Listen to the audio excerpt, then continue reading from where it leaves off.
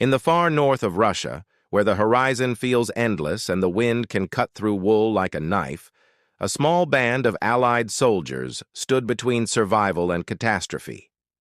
By the spring of 1919, the polar bear expedition had already endured the kind of winter that breaks strong men, weeks of darkness, temperatures plunging into the brutal negatives, disease in the camps, and the constant pressure of an enemy who moved like ghosts across the white terrain.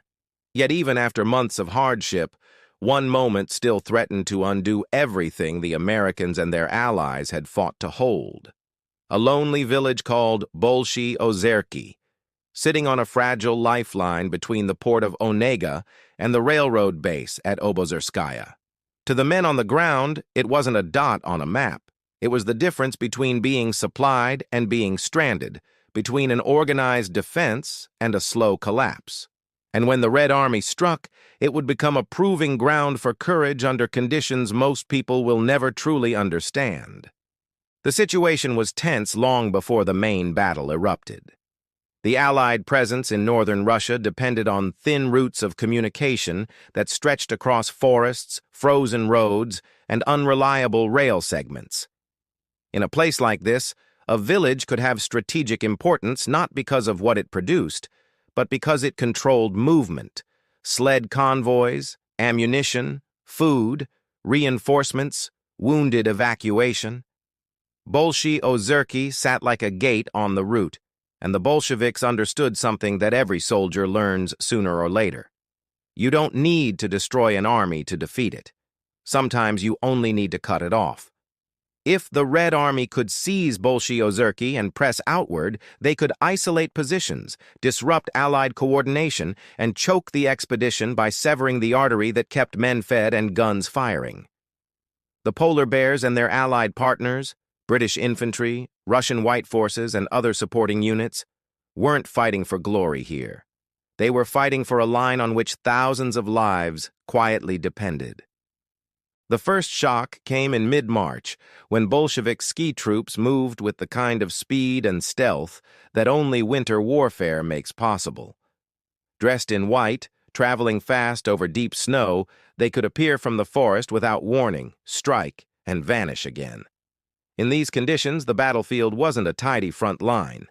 It was a series of isolated outposts, separated by miles of frozen wilderness. A sentry might be staring into darkness with frost on his eyelashes, hearing nothing but wind, and then the silence would break.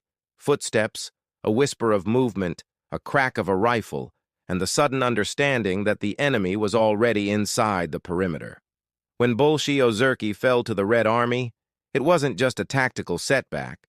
It was a warning that the enemy had the initiative, and the Allies would either answer or lose control of the entire corridor.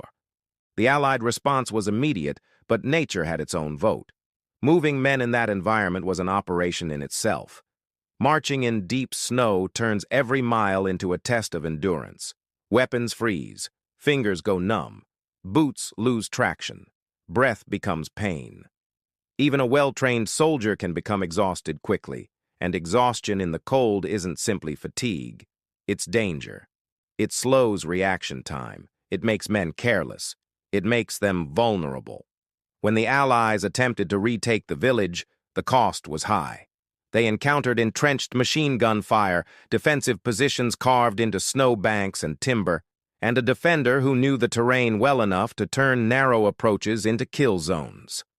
The fight became a grinder. Some men fell to bullets, others fell to the cold itself. Frostbite, exposure, and sheer depletion began to thin the ranks. Still, the Allies refused to accept the loss as permanent.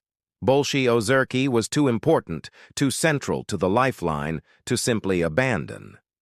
Then came the main storm, late March into early April, and the battle shifted from raid and counter-raid into something larger, heavier, and far more dangerous. The Red Army, now organized and determined, aimed not only to hold what it had taken, but to expand the pressure, to smash the Allied confidence, and to sever the supply route with a decisive blow. Their tactics reflected the brutal logic of winter combat. Cut communication, isolate defenders, overwhelm positions before reinforcements can move, and force the enemy to retreat not because they are defeated in spirit, but because their logistics collapse. Wires were cut, lines went silent, confusion spread. In a modern war, communication is oxygen. In the Arctic, losing it can feel like suffocation. Orders cannot travel fast. Units cannot coordinate. A local threat can become a fatal encirclement before headquarters even understands what's happening. What followed was not a neat cinematic charge under bright flags. It was the kind of fight soldiers remember in fragments.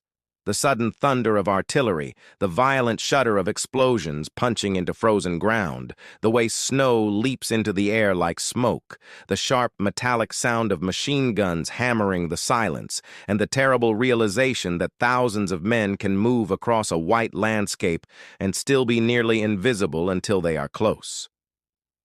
The Red Army attacked with numbers and aggression, pushing hard against defensive positions and searching for flanks, seeking to break the Allied line where it was thinnest. The defenders answered with discipline, with controlled fire, with the kind of steady courage that does not look dramatic from a distance, but wins battles up close. Machine gun teams became anchors. Artillery crews adjusted under pressure. Small groups held sectors they could barely cover because there was no one else to take their place. In the middle of this chaos, what stands out is not just the scale of danger, but the stubbornness of the defense. In a place like northern Russia, courage isn't only charging forward. Courage is staying put when every instinct screams to move. Courage is holding a line when the snow blinds you and the cold steals sensation from your hands. Courage is watching the wounded struggle to breathe in air so cold it burns and still returning to your position because if you don't, the next wave comes through. The Allies fought in the dark and in storms, with visibility collapsing and conditions turning every movement into risk. They fought knowing that a mistake in the cold can be as deadly as enemy fire. They fought knowing that if they lost this corridor, they could lose far more than a village. And this is where the story becomes the kind Americans can feel proud of, not because it was a simple victory with a clean ending, but because it revealed the character of citizen soldiers placed in an unforgiving world. The polar bears were not mythical warriors bred for the Arctic.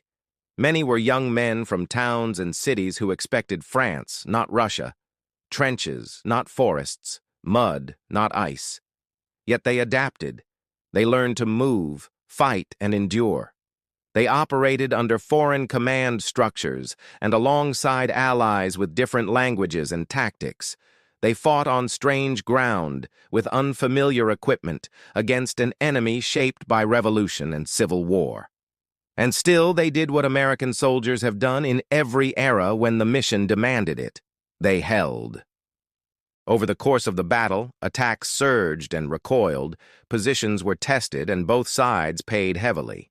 The Red Army pushed and probed, seeking the moment of collapse. The defenders refused to give it. Counterattacks were attempted, sometimes coordinated, sometimes chaotic, always exhausting. Men advanced through deep snow and paid for every yard. Some assaults lost their way in the darkness. Others ran into murderous fire and had to pull back, dragging wounded through freezing fields while trying to keep their heads low and their weapons functional. The cold did not pause for bravery. It punished movement. It punished delay. It punished the wounded most of all. Yet even when plans went wrong, the defenders did not break. They adapted on the fly, repositioned, and used whatever advantage they could find: timber, blockhouses, narrow approaches, fields of fire, and the grim experience earned over months of winter survival. There were moments of heroism that didn't require exaggeration because the reality was already extreme. A soldier in that environment could be wounded and still keep fighting, because sometimes the line between holding and collapse is only a few minutes of sustained fire. A machine gun crew could become the difference between an orderly withdrawal and a rout. A leader could make decisions in seconds that saved dozens of lives. These are the moments that don't always get remembered by the wider public, especially in a conflict that history pushed into the shadows. But they mattered. They mattered to the men who lived through them, to the comrades who came home, and to the families who waited for letters that often arrived late or not at all. By the time the fighting around Bolshie Ozerki reached its climax, exhaustion was everywhere. Ammunition had been spent, food was limited, sleep was fractured. The wounded were many. The defenders had been asked to do something almost impossible: fight a sustained battle in Arctic conditions against a force with superior numbers and aggressive intent. And yet, when the pressure finally eased, the Red Army had not achieved the clean, decisive breakthrough it wanted. The corridor had not been crushed in a single sweep. The Allied positions had not been erased. The line, though battered, still held enough to prevent total disaster. In war, especially winter war, holding can be its own kind of victory. When the enemy's goal is to cut you off and force collapse, survival becomes strategic. But no one should confuse endurance with comfort. The cost was real. The cold inflicted injuries that would last a lifetime. The losses carried weight that never leaves a unit. And the psychological toll was profound. Fighting for a mission that many soldiers did not fully understand, in a landscape that felt like the edge of the world, long after the guns had fallen silent in France. The polar bears lived inside a contradiction, told they were part of a great Allied effort, while hearing that the war they trained for had already ended. That contradiction could have broken morale entirely. Instead, for many men, it forged a different kind of identity. Not an identity built on politics, but on loyalty to the man next to you, on pride in not giving in, on the stubborn refusal to be erased by weather, distance, or uncertainty. In the aftermath, the battle around Bolshie Ozerki stood as a hard lesson about the intervention itself. The Allies could win fights, inflict losses, and defend corridors, but the overall strategic picture remained unstable. The Red Army was persistent. The terrain was hostile. The mission was politically complex. And ultimately, the Americans would withdraw that summer. Yet the legacy of moments like Bolshie Ozerki is not diminished by the later departure. If anything, it underscores the extraordinary nature of what these soldiers endured. They weren't fighting on familiar soil or under simple conditions. They were fighting in the Arctic, in a civil war, in a foreign land, at a time when the world was trying to move on from global conflict. They fought anyway. They served anyway. They held anyway. That is why the polar bear expedition still deserves to be told, not as a footnote, not as a curiosity, but as a story of American grit in a place that tried to crush it. Bolshie Ozerki reminds us that history is not only shaped by famous fronts and celebrated victories, it is shaped by the quieter battles where men fight for supply lines, for comrades, for survival, and for the simple refusal to yield. In the frozen forests of northern Russia, with snow rising in explosions and the aurora hanging like a ghost above the battlefield, American soldiers proved something timeless. Pride is not only in winning easily.